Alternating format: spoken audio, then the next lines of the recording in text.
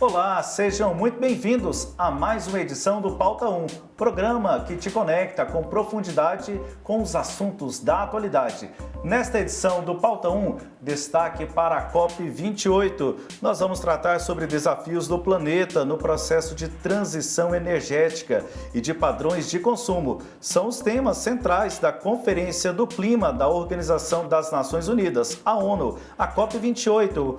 Nós vamos destacar este assunto para você nesta edição do Pauta 1. E nessa edição da conferência, o objetivo central é debater a implementação do Acordo de Paris, firmado em 2015. E hoje no Pauta 1 vamos conversar com o engenheiro florestal André Ferretti, gerente de Economia da Biodiversidade da Fundação Grupo Boticário. Nós também vamos conversar nessa edição do Pauta 1 com o presidente do Instituto Brasileiro de Proteção Ambiental, Carlos Bocuí. O ambientalista defende que as edições da COP sejam realizadas em países democráticos e avalia o fato da COP28 ocorrer em um dos maiores produtores de petróleo do mundo.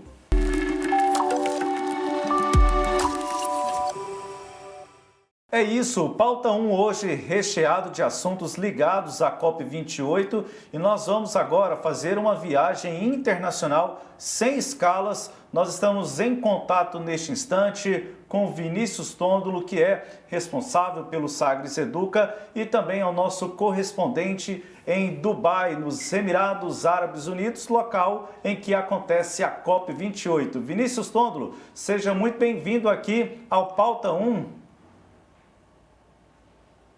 Muito obrigado, Samuel, Jéssica e Johan. Salam aleikum para vocês, viu?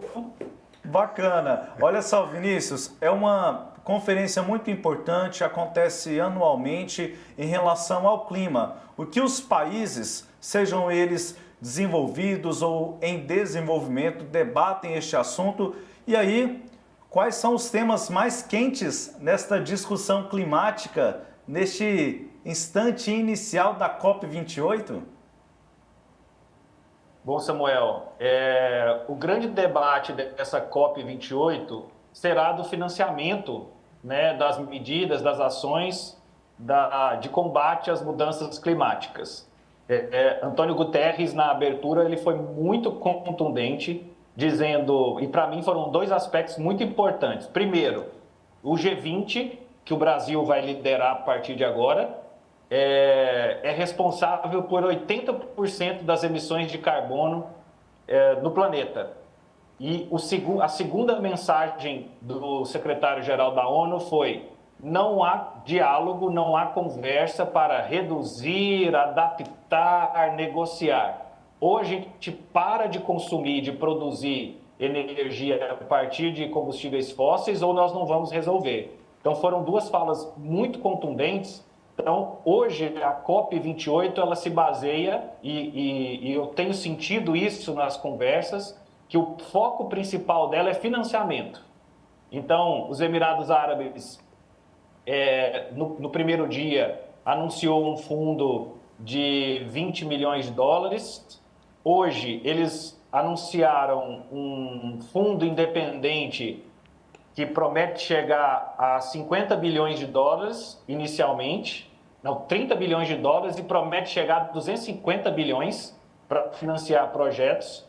E o Brasil também lançou o dele hoje, assim, lançou um plano de trabalho, né, de financiamento, um fundo de suporte, de apoio a florestas tropicais, e eles buscam criar aí medidas mais equânimes, formas diferentes de controle e métrica para poder corresponder, e punição para aqueles países que aderem ao fundo e depois não passam a não cumprir suas metas de reflorestamento e de preservação do ambiente tropical. E aí, quando ele fala de ambiente, eles reforçam que não é só a floresta, é tudo aquilo que está envolvido, né? Desde as comunidades originários, os povos originários, até a biodiversidade e a economia que pode ser desenvolvida com a floresta em pé. Então, o discurso é buscar formas de financiar essas medidas. E, de uma maneira geral,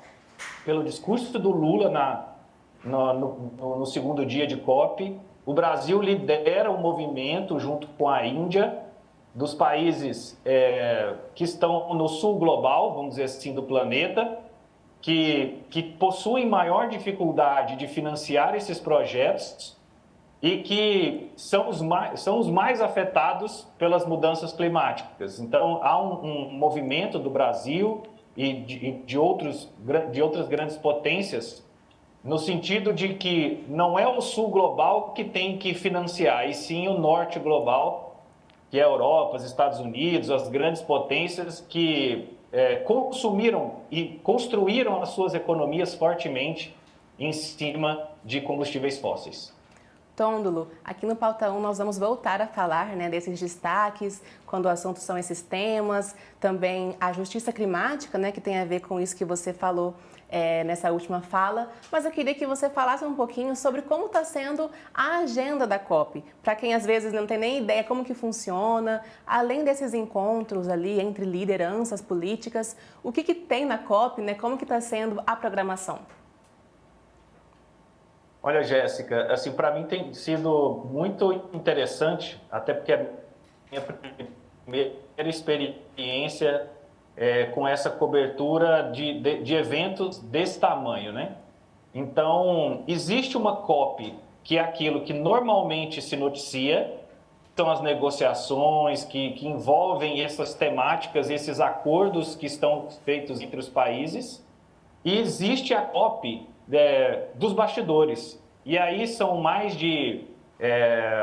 assim, o espaço é enorme, é uma coisa inimaginável, sabe? Então, nós temos aí mais ou menos uma área sendo dividida em 8 blocos, e nestes blocos tem teatros para 100, 200 pessoas, tem os pavilhões.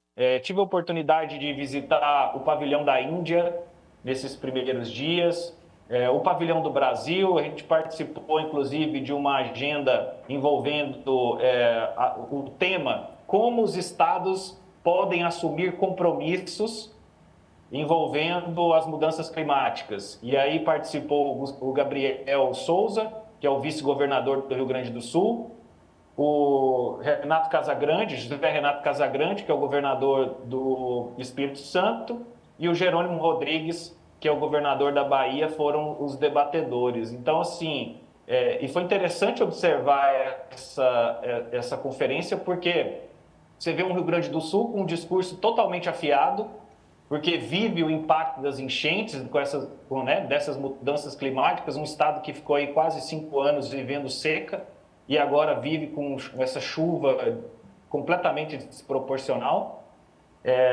E, ao mesmo tempo, estados como o Espírito Santo e a Bahia, que não tem tanto impacto assim das chuvas, mas também tem se preocupado com questões climáticas, com questões com fortes calores, enfim, são vários aspectos. Então, você vai entendendo um pouco como cada estado vai se movimentando. A gente teve a oportunidade de conversar um pouco com a ministra do Meio Ambiente, a Marina Silva, também, nesses primeiros dias, falando um pouco sobre o Cerrado, sobre as políticas do governo federal sobre o Cerrado.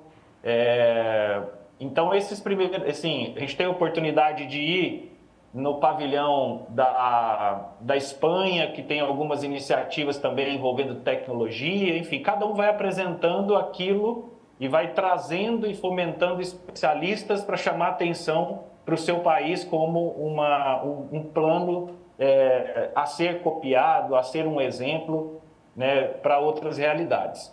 E teve, Jéssica, um pavilhão que me chamou muito a atenção, foi o pavilhão da fé. E nesse pavilhão nós temos vários líderes religiosos falando como a espiritualidade pode fortalecer a resiliência e a esperança e colaborar com a construção das estratégias de combate às mudanças climáticas. Então, era para o Papa estar presente, infelizmente ele não veio a Dubai, mas nós tivemos Sudha Guru, é um guru hinduísta, né, que ele fez uma palestra no segundo dia de COP para falar um pouco sobre essa visão.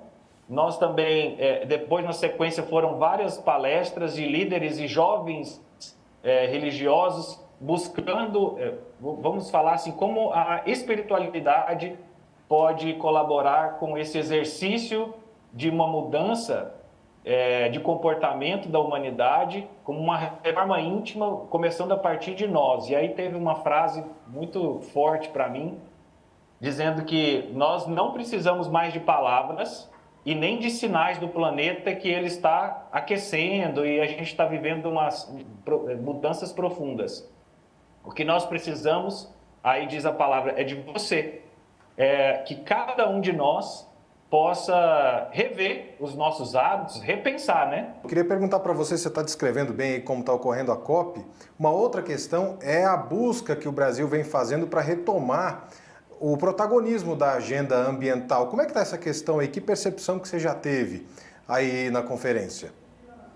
O Brasil tem a segunda maior delegação, com mais de 2.000 pessoas aqui. Se a gente prestar atenção, acho emblemático o fato de, na abertura dos discursos, no segundo dia, falou Antônio Guterres da ONU, falou o presidente, o Sheik aqui dos Emirados Árabes, falou Lula e falou uma secretária do Ministério do Meio Ambiente, agora me fugiu o nome dela, assim, mas ela é representante dos povos originários, e nesse primeiro momento foram 2 brasileiros falando e 2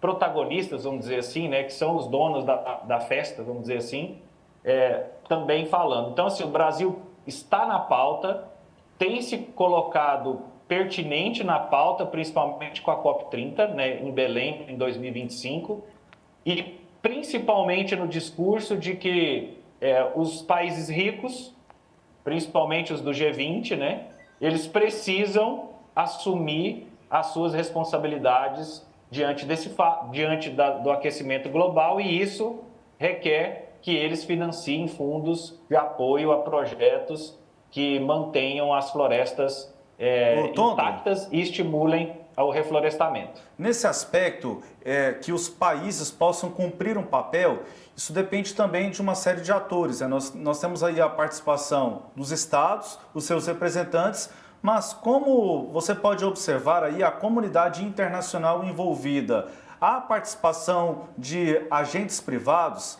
do terceiro setor, no sentido de também buscar soluções, pensando em sustentabilidade, pensando nas alterações climáticas e como elas podem ter um reflexo em cada um dos países, nas diferentes regiões do mundo?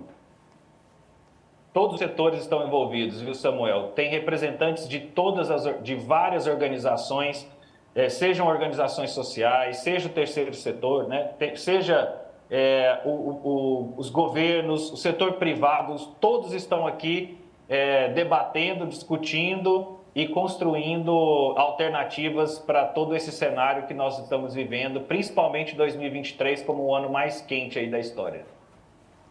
Inclusive, você bem disse, né?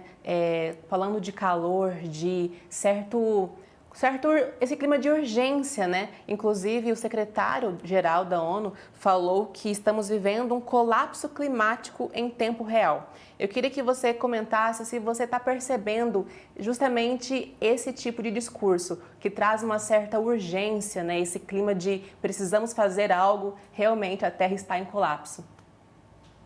Em todas as falas, seja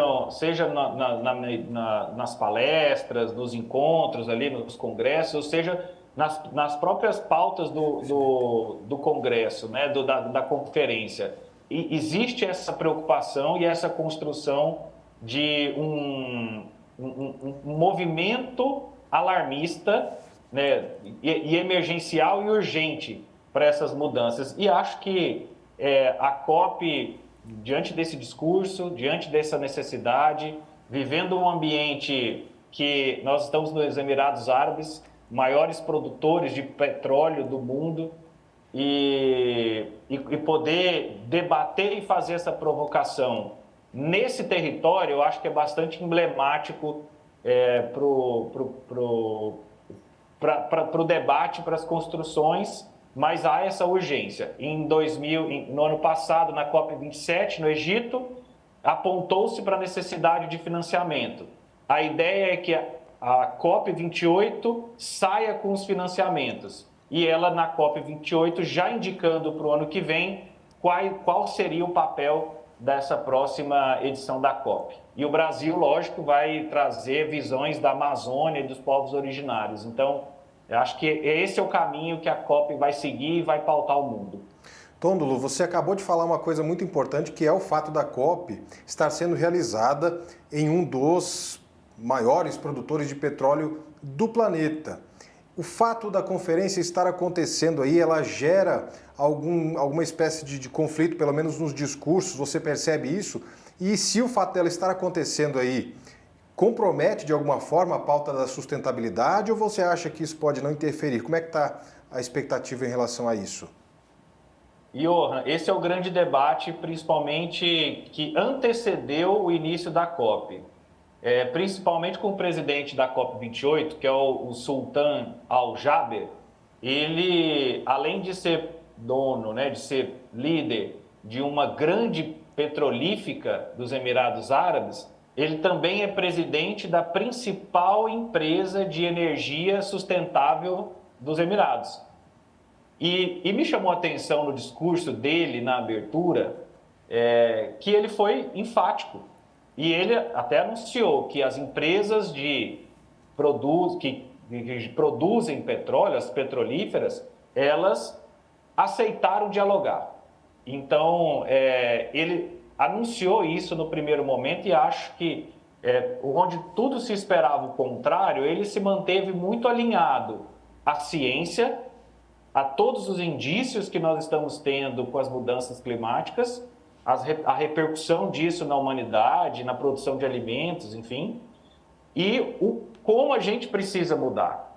Então, eu senti, pelo menos assim, a minha impressão com o discurso, claro que nós temos que avançar aí e ver qual será o efeito desse trabalho, mas é um momento propício e pelo menos o presidente da COP tem se apresentado e tem esforçado a abrir esse diálogo dentro desse setor econômico tão importante no aspecto planetário mesmo. Há um aspecto planetário também, e aqui a gente queria encerrar contigo com uma mensagem. O Sistema Sagres, Tôndolo, ele é signatário do Pacto Global de Mídia, ou seja, está inserido no Pacto Global de Mídia da ONU, ou seja, está inserido nas questões mundiais relevantes. E o Sistema Sagres tem uma participação também, além da sua própria presença aí, mas também terá uma participação aí na COP28. O que você pode destacar para a gente? Bom, além da produção de conteúdo, Samuel, nós temos vários encontros, temos agendas com governos estaduais, com diversos governos no Brasil e também fora, na Europa, apresentando o nosso trabalho, apresentando a nossa ideia, a nossa filosofia, apresentando todo o nosso ecossistema, vamos dizer assim, que tem como parte o Sistema Sagres de comunicação. Então, a gente tem tido várias agendas, vários encontros de apresentação do nosso trabalho e quem sabe vem aí um shake da energia sustentável para também nos inspirar, hein, Samuel? Com certeza. Vinícius Tôndolo, nosso correspondente Sagres, responsável pelo Sagres Educa, está nos Emirados Árabes, lá em Dubai, participando da COP28. Muito obrigado pela sua participação aqui no Pauta 1. Muito obrigado, Samuel. São 7 horas na frente, então a gente vai tentando ajustar aí quando o expediente no Brasil está começando, aqui já está terminando, mas nós estamos aqui à disposição para poder trazer esses debates e inspirar todos nós a grandes iniciativas de sustentabilidade, de desenvolvimento humano e de desenvolvimento econômico. E o Sistema Sagres tem essa bandeira e é muito importante para nós estarmos nesse momento aqui em Dubai e também repercutindo em todo o Brasil pelos nossos canais de rádio, televisão e mídias digitais. O Pauta 1 faz uma rápida pausa. Na sequência, nós vamos trazer a participação de especialistas que também estão participando da COP28. Não saia daí, o Pauta 1 volta já já.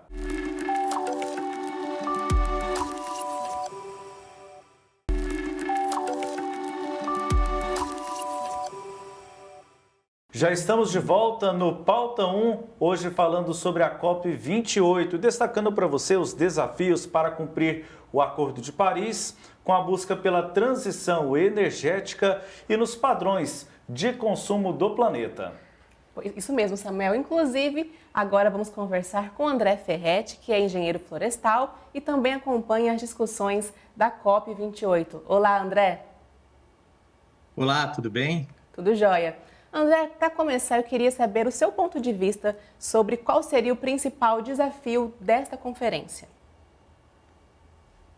A conferência se inicia com uma situação complicada na região do Oriente Médio, por conta de grandes tensões, conflitos, né, como estamos acompanhando aí já há quase um mês, o que acaba interferindo um pouco em toda a dinâmica da geopolítica global, da diplomacia, e, consequentemente, isso, de uma certa forma, influencia nas negociações, sem falar com também os conflitos do leste europeu, entre Rússia e Ucrânia, que também acabam interferindo nessa questão, não só pelo conflito envolvendo a diplomacia, mas também por ser uma região, as duas regiões são estratégicas para fornecimento de combustíveis, que são um dos assuntos fortes nessa COP, né, dos combustíveis fósseis, sejam eles petróleo e seus derivados, né, o gás natural também, que acaba sendo influenciado no seu preço e na quantidade disponibilizada para a Europa por conta desses conflitos.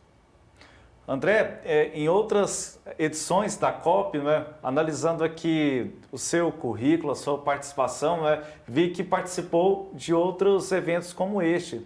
E eu queria saber de você o seguinte, nessa questão climática, em comparação com as últimas edições, nessa discussão atual, o que a gente pode ter de novidade naquilo que pode render algum fruto, não só para nós aqui no Brasil, mas também para outras localidades do mundo? Olha, nós devemos ter uma forte discussão sobre o abandono dos combustíveis fósseis ou a redução gradual, uma tendência maior a se estabelecer metas e prazos para uma redução gradual do uso de combustíveis fósseis.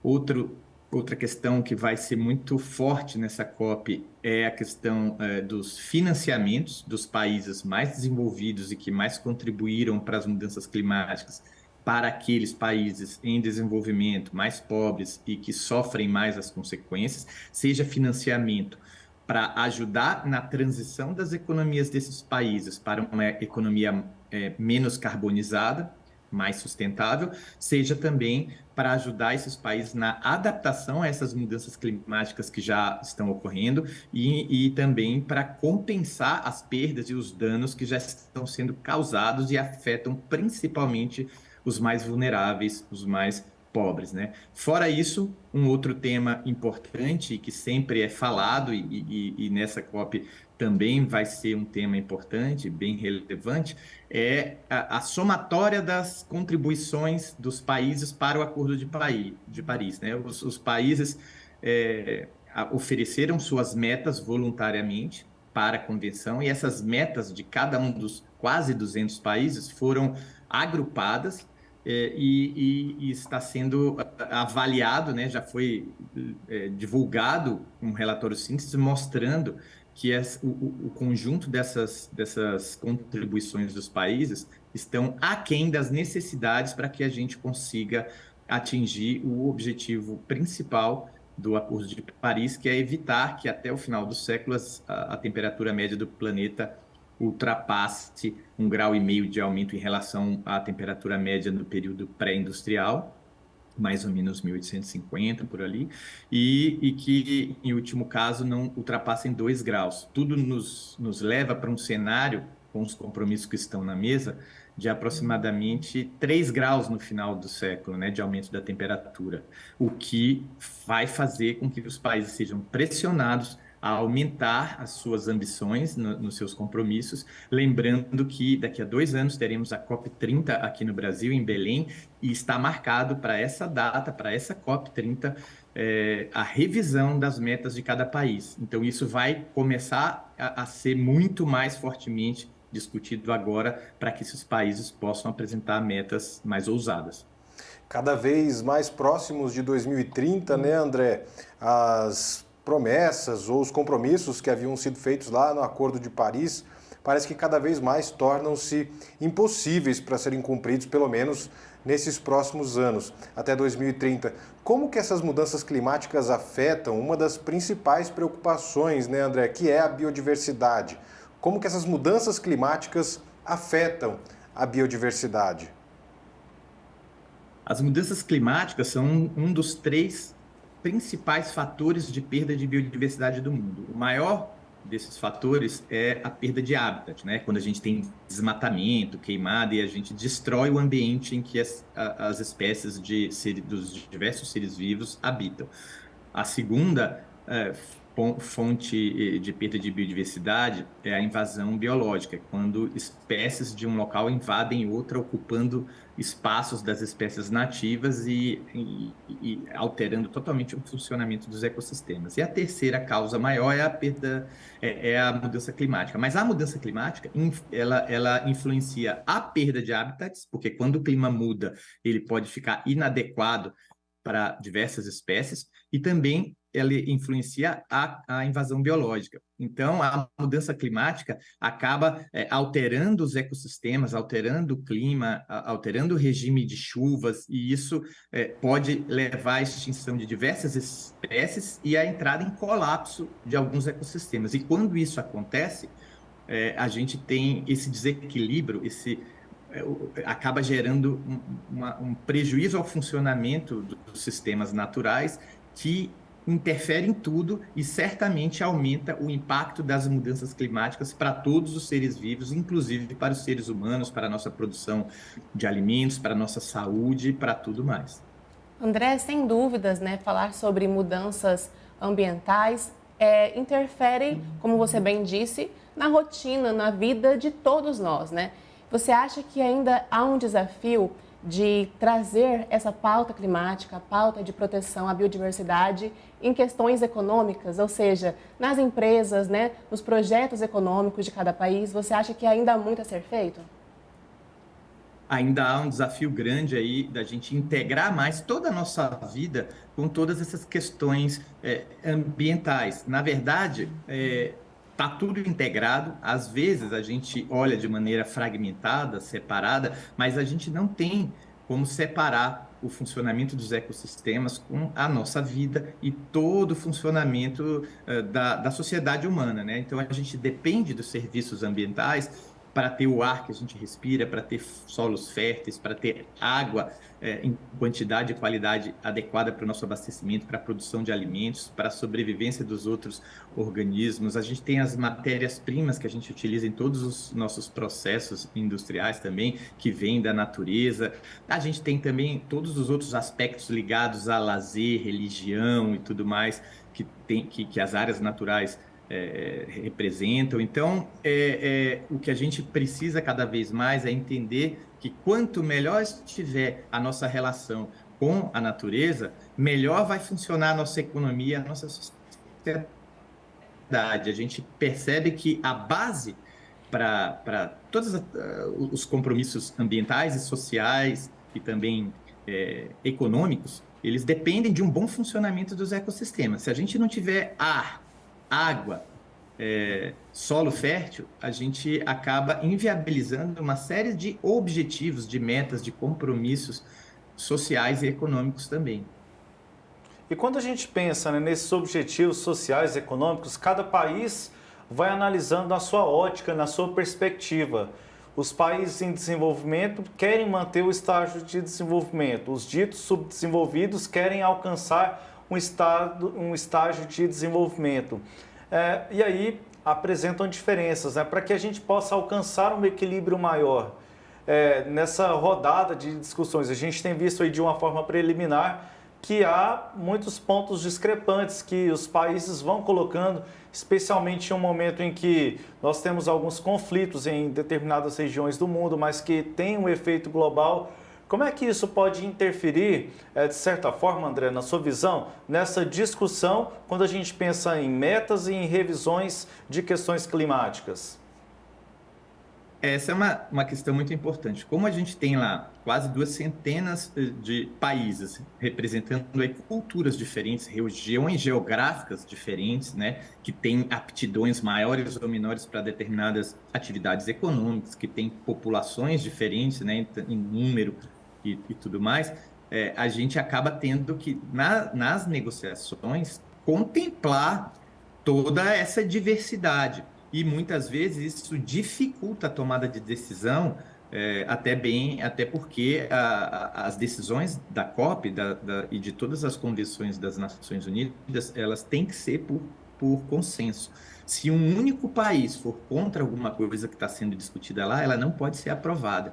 Então, é um dos motivos que faz com que essas discussões sejam prolongadas, demorem muito tempo, que as decisões venham um pouco mais lentamente do que a gente gostaria, porque você tem que agradar a todos ali e chegar a um consenso. Agora, essa é uma COP que se deve falar muito sobre justiça climática, né? Que procura equilibrar um pouco toda essa discussão em torno de quem mais emitiu historicamente até hoje e que provocou mais o problema das mudanças climáticas.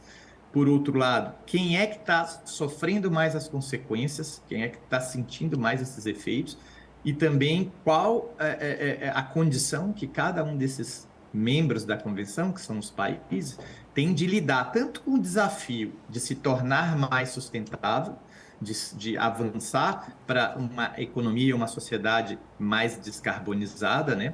E também como lidar com todos os impactos que a gente já tem sentido. A gente está no Brasil vivendo agora, ao mesmo tempo, uma seca terrível, talvez a maior que a gente já tenha tido na região norte do país, gerando impactos a milhões de pessoas, e na região sul-sudeste, o oposto, excesso de água gerando impactos seríssimos também.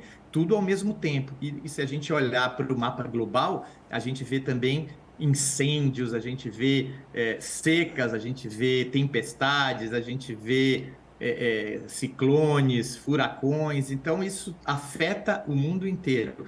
E o grande desafio é saber como é que a gente administra os recursos que a gente tem no mundo todo para ajudar a que todos juntos consigam rumar para uma sociedade mais sustentável e descarbonizada e, ao mesmo tempo, ajudar aqueles que estão sofrendo mais impactos. Porque na mudança climática não adianta a gente pensar num país isoladamente, sozinho ali resolvendo, equacionando o seu modelo de desenvolvimento, né, a qualidade de vida da sua população, e sem olhar para o resto do globo, porque as economias, a sociedade é totalmente interligada e esses eventos, eles dependem esses eventos climáticos, eles estão sendo causados por um problema que é gerado pontualmente quando a gente gera uma emissão num ponto ou outro do planeta, porém, essa emissão vai para a atmosfera e isso acaba afetando todo o globo, né? Então, não adianta um país se contentar com ter equacionado, aí, ter reduzido suas emissões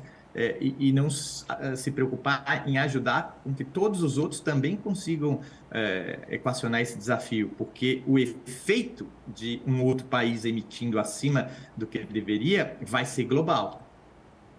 André, eu quero agradecer a sua participação aqui no nosso Pauta 1, uma discussão tão importante, tão relevante, a gente tratando do clima não só no nosso aspecto doméstico aqui no Brasil, mas uma discussão que envolve todo mundo. Muito obrigado pela sua participação aqui no Pauta 1 e espero que tenhamos futuras oportunidades para discutir as questões climáticas contigo aqui no Sistema Sagres. Muito obrigado pela participação. Muito obrigado, parabéns aí por abordar um tema tão importante, tão relevante aí para toda a humanidade. E o Pauta 1, daqui a pouquinho, segue com mais destaques e vamos trazer novas análises de outros participantes que estão acompanhando esta edição de 2023 aqui da COP28. Não saia daí, o Pauta 1 volta já já.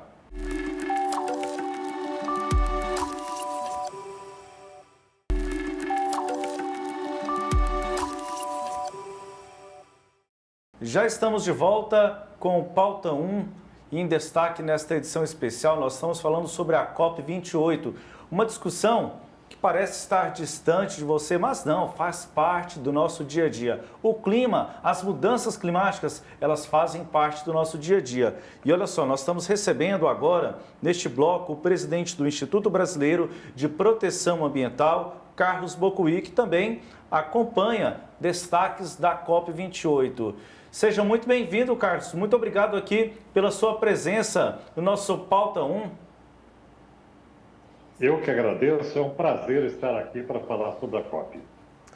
Professor Carlos, no bloco anterior nós falávamos sobre justiça climática, né? O papel de cada uma das nações no que diz respeito às metas que pretendem ser cumpridas até 2030 nessa edição da COP, a COP28. E aí, nessa edição, professor, o Brasil ele deve pedir um financiamento global para atingir a meta de zerar as emissões de gases do efeito estufa até o ano de 2030. Como é que o senhor avalia essa questão? O senhor acha que essa proposta pode mesmo avançar? Olha, essa proposta já existe, não é? Ela foi feita na Conferência de Cancún de 2010 e a proposta é que os países emergentes, os países com menos recursos financeiros, recebessem um montante de 100 bilhões de dólares para fazer a sua adaptação. Então, essa já é uma proposta que tramita no âmbito das Nações Unidas, das conferências climáticas, e na conferência do ano passado, do Egito, o que se obteve foi a assinatura desse compromisso por todos os países. Porém, não houve o aporte de recursos. Então, o que se espera esse ano é que essa proposta ela se concretize, ela fique não só no papel, mas ela tem um aporte financeiro para que os países possam trabalhar. E o Brasil se vale dessa expectativa pelo fato de ser um país emergente, uma liderança também entre os países emergentes, só que, por outro lado, o Brasil é a 9ª economia do mundo e também o Brasil é o 6º maior poluidor com gases de efeito estufa decorrente das alterações de uso do solo, né? A questão do desmatamento. Então, essa é uma discussão que vai longe, né? Há muitas questões a ponderar. Carlos, sem dúvidas, quando a gente fala de COP, uma das questões que surgem é o lugar onde ela é feita e também o líder que está ali representando, né, as movimentações, as discussões. Na sua opinião, nessa COP, o que é sobressaído, né? Para começar, o lugar de escolha e também os interesses que estão envolvidos, né, nesse processo.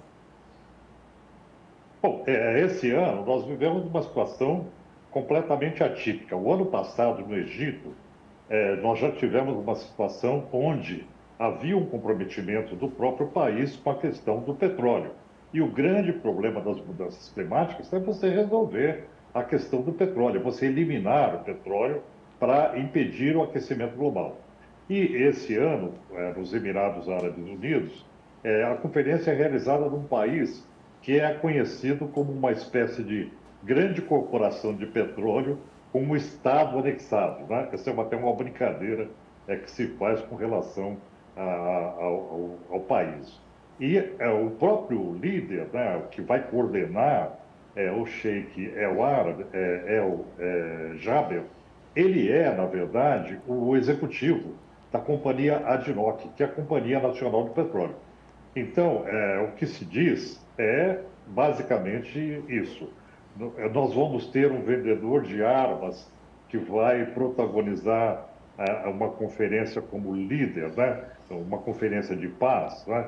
Nós teríamos alguém da indústria do tabaco numa conferência que pretende eliminar o tabagismo, né? Então, é claro que existe conflito de interesses instalado. Mais do que isso, veio a público o fato de que quem está fazendo a assessoria da ADNOC e da própria conferência é uma companhia que trabalha com projeções de cenários, é uma consultoria que está trabalhando num projeto para validar os combustíveis fósseis até 2050. Não eliminá-los, mas mantê-los dentro do processo. O que é um absurdo, né? Então veja que nós temos aí os conflitos econômicos inerentes à cadeia do petróleo inseridas dentro da conferência de uma forma mandatória. E o país anfitrião, ele tem uma capacidade muito grande de controlar a agenda, de controlar os negócios, de propor alternativas e soluções. Então, esse ano, na minha opinião, a conferência ela está bastante comprometida em função desse conflito de interesses. E quando a gente pensa nesse conflito de interesses, né, e associando aqui com o nosso contexto doméstico, né, no Brasil, além da busca de recursos, né, ponto que já abordamos aqui nesse bloco, mas o que a gente pode pensar em relação à posição do Brasil nesta conferência? A posição do governo brasileiro em outras edições, com outros governos, era uma participação que tinha ali outras características, né? O que a gente pode esperar nesta edição de 2022 com a posição do Brasil internamente, como isso pode refletir, como isso pode ganhar uma ressonância para os demais países, né? Começando aqui pela América Latina? Olha, a primeira questão que tem que se colocar é separar um pouco o que é o Brasil nessa história, né? O Brasil é um país que é o maior detentor de florestas do mundo. Nesse sentido, o papel do Brasil dentro da conferência sempre foi de liderança. Veja lá no passado, a Rio 92, né? O Brasil foi o grande líder que estabeleceu, inclusive, o acordo das mudanças climáticas que hoje nós estamos acompanhando nessas conferências mundo afora.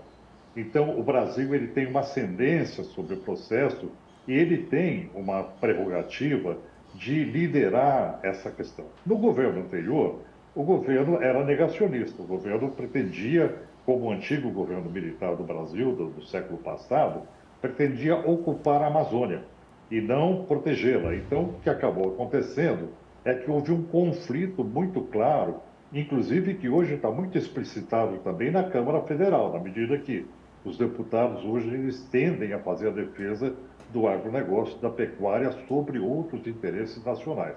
Então, nós temos aí uma situação no Brasil difícil. Uma hora é o executivo que está comprometido, outra hora é o legislativo, a gente não consegue esse equilíbrio, né?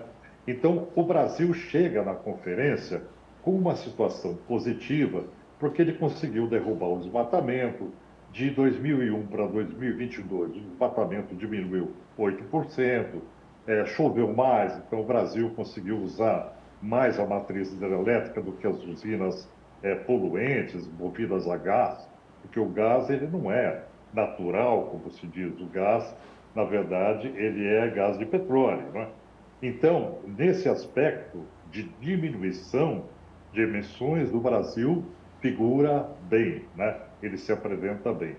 Por outro lado, a Petrobras, que é a estatal brasileira de petróleo, ela tem um plano altíssimo de investimento que está no PAC, no Plano de Aceleração de Crescimento. Aliás, deveria ser Plano de Aceleração do Desenvolvimento e não Crescimento. E esse plano, ele pretende uma grande,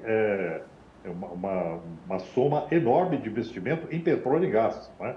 Por outro lado, a Petrobras também apresentou o seu plano de desenvolvimento, que também 95% do plano ele está voltado à matriz de petróleo e gás. Quer dizer, o Brasil vai ter na conferência duas caras.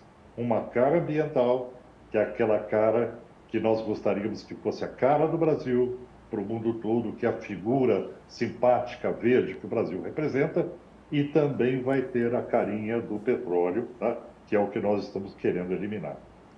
Presidente, essa semana nós recebemos, né, a informação de que 2 líderes ou pelo menos os principais, os países que mais produzem e poluem no planeta, não estarão presentes, né? Os presidentes dos Estados Unidos, Joe Biden, e da China, Xi Jinping, não estarão nessa edição da COP, mas vão enviar representantes para a conferência. Essas ausências, o que elas representam, presidente, quando a gente fala dos dois maiores produtores mundiais e que deles muito se espera para atingir as metas até 2030? O que isso representa, presidente? Olha, essa questão ela tem que ser analisada sobre alguns aspectos. O primeiro aspecto é a instabilidade geopolítica, e essas são os grandes estados que buscam hegemonia política, hegemonia econômica, né? Essa crise Estados Unidos e China é uma crise já conhecida em termos de disputa pela liderança global. E isso também se reflete no processo militar, né? Os dois países têm gastos militares altíssimos e nós vivemos hoje num estado geopolítico de instabilidade por conta de 110 conflitos existentes no mundo. Os maiores, que a gente tem mais conhecimento, que estão sempre na mídia, Israel, Hamas e a questão da Ucrânia e Rússia. Então, essa realidade de conflitos, né, uma situação conflituosa no mundo, leva essas grandes potências a não abandonarem o seu armamento, a sua tendência armamentista. São 3 trilhões de dólares por ano que o mundo gasta em armamento, e, por outro lado, eles também procuram não assumir compromissos, porque a matriz do petróleo garante o seu lastro armamentista. Toda a máquina de guerra ela está baseada na matriz do petróleo. Então, o que nós temos no momento? Nós temos uma instabilidade geopolítica que faz com que esses países eles se afastem do processo para não assumir claramente compromissos. Se bem que Joe Biden tem um perfil que é um perfil mais ligado à área de direitos humanos, isso ajuda um pouco, tanto que ele foi uma diferença enorme quando ele assumiu no lugar do Trump, né? Então aí a gente tem aí, eu diria, um lastro que é da história do Joe Biden. Por outro lado, a situação geopolítica realmente não vai ajudar. Carlos, quando a gente fala de discussões climáticas, duas coisas sempre aparecem: metas, objetivos relacionadas à diminuição de desmatamento, uso de combustível fóssil, redução de gases de efeito estufa. São várias metas, vários objetivos. Mas há quem diga que as COPs faltam efeitos práticos, né? Sair do campo das metas, dos objetivos e realmente montar um plano de ação. No seu ponto de vista, o que deve ser feito, né, de diferente nesta edição da COP28? Olha, a gente tem que entender que as COPs, elas não são um organismo independente, elas representam o conjunto das nações.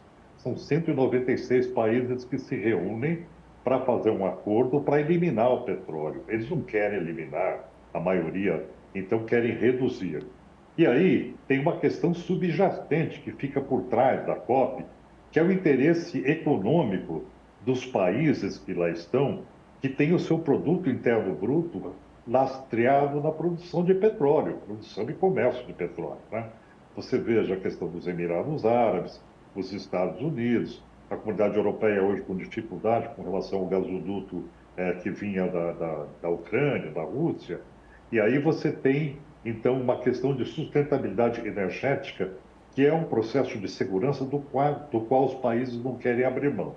Então, essa possibilidade de você mudar a matriz do planeta, ela demanda, primeiro, um estado de paz global, né? E nesse aspecto, o Papa Francisco está coberto de razão quando ele advoga a paz como elemento essencial. Isso é realmente essencial. Por outro lado, nós temos que abrir mão de um sistema econômico que se instalou no mundo desde o século XVIII, né? Que, a partir do início da Revolução Industrial. Então, a questão nós precisamos transformar a economia. Transformar a economia é um desafio muito grande. Então, quando a gente fala de COPs, a gente diz o seguinte, nós estamos falando o seguinte: Nações Unidas, que é um organismo que foi criado a meados do século passado para manter a paz, mas não está conseguindo fazer isso, né? Um organismo que foi criado para trabalhar as COPs, mas também não está conseguindo, porque depende da maioria dos países. Então, o que falta nesse processo é aumentar o nível de consciência desses países sobre o fato de que a conta a ser paga, em termos de prejuízos, ela será muito mais elevada do que qualquer ganho que você possa ter agora. Então, a transição, ela deve ser feita, mas ainda a humanidade, a civilização, não conseguiu convencer os países que participam da COP para que eles tenham esse plano de ação que você coloca, né? Esse plano de ação que seria um plano realmente de redução, e esse plano de redução de queima de combustível fóssil, ele é urgentíssimo. Até 2030, nós temos que deixar de queimar aí aproximadamente 25% a 30% dos gases que são lançados hoje. Isso representa mudar a matriz, não é? Quais são as consequências disso? Se a gente não fizer isso, a gente vai ter 3 graus em 2050, e aí, provavelmente, isso vai representar para o Brasil, que é o nosso caso, um volume muito maior do que 1,5 grau, que é o esperado da Conferência de Paris. Quando se fala em 1,5 grau de média, nós estamos falando num planeta onde você tem 75% de oceanos que resfriam, então você tem uma média mais baixa. Mas para o Brasil, nós podemos esperar 4,5 graus. Quer dizer, vai afetar a agricultura, vai afetar a água, vai afetar a vida nas cidades, vai transtornar a vida dos brasileiros. E aí, nessa linha, eu queria tratar sobre o convencimento, né, que o senhor estava destacando, né, que é uma questão muito difícil, né, a todos entenderem o papel, a transição, aquilo que está acontecendo, mas pelo fato de os países, e a gente pega aqui o próprio exemplo do Brasil, né, a gente não vê apenas o governo brasileiro em si, né, os estados, os municípios. Não, há uma comitiva, há também pessoas ligadas a organizações, ao terceiro setor, que também participam dessa conferência. Essa participação é importante nesse sentido de que não cria apenas o convencimento, mas novas práticas de governança, de gestão, para que a gente possa internalizar as alterações climáticas que precisamos passar? Olha, é importantíssimo que você tenha uma participação legítima de sociedade na conferência. Quando nós tivemos a conferência de Glasgow, há 2 anos atrás, na Escócia, havia uma grande multidão nas ruas de Glasgow pressionando os governos. Então, você tinha um elemento de controle social que agia sempre para impulsionar os governos a tomarem uma medida pró-sociedade, pró-futuro, pró-sustentabilidade, né? Quando essas conferências elas vão para países como o Egito e agora para os Emirados Árabes Unidos, são países que eles não são democráticos e têm sérios problemas de direitos humanos para resolver ainda. Então, o que acaba acontecendo é que essa participação social, que estaria presente nas ruas, né, de Dubai, ela não vai acontecer, né? Porque você tem lá essas restrições. Com a questão das guerras também, próximas ali, Israel e Hamas, você também vai ter mais segurança. Então, tudo isso vai prejudicar a participação social, que é o elemento de controle social que impulsiona as decisões, né? Então, você vai ter lá muitos delegados, mas aí eu já quero alertar do seguinte: hoje, a maioria dos delegados das conferências climáticas são representantes do setor de petróleo, né? O setor de petróleo ele está ampliando a sua participação cada vez mais, e isso leva a um desequilíbrio nessa representação. Também, quando você pensa em Dubai, é uma cidade extremamente cara, então a possibilidade de deslocamento, de participação social para fazer essa pressão em Dubai, isso vai ser difícil, né? Então, nesse aspecto, essa COP ela fica prejudicada, e a gente precisa ter COPs em países democráticos com liberdade de expressão, e nós temos que livrar as COPs desses lobistas do petróleo que estão continuamente tentando resistir a uma transformação. Carlos Bocuí, quero te agradecer bastante pela participação conosco aqui nesta edição especial do Pauta 1. Muito obrigado, sucesso aí na continuidade, nas discussões e até uma próxima oportunidade conosco aqui no Sistema Sagres. Eu que agradeço e vamos torcer para que a COP produza frutos, né? Bons frutos. Agradecemos aqui Carlos Bocuí, que é presidente do Instituto Brasileiro de Proteção Ambiental. O Pauta 1, nesta edição, fica por aqui. A gente tratou sobre a COP28. Você também pode sugerir assuntos aqui para o Pauta 1, este programa que te conecta com os assuntos da atualidade. Você pode mandar a sua sugestão interagindo conosco pelas nossas redes sociais, no YouTube, também no Instagram, no perfil da Sagres. Você pode ir lá sugerir e deixar a sua pauta. A gente fica por aqui. Até uma próxima edição.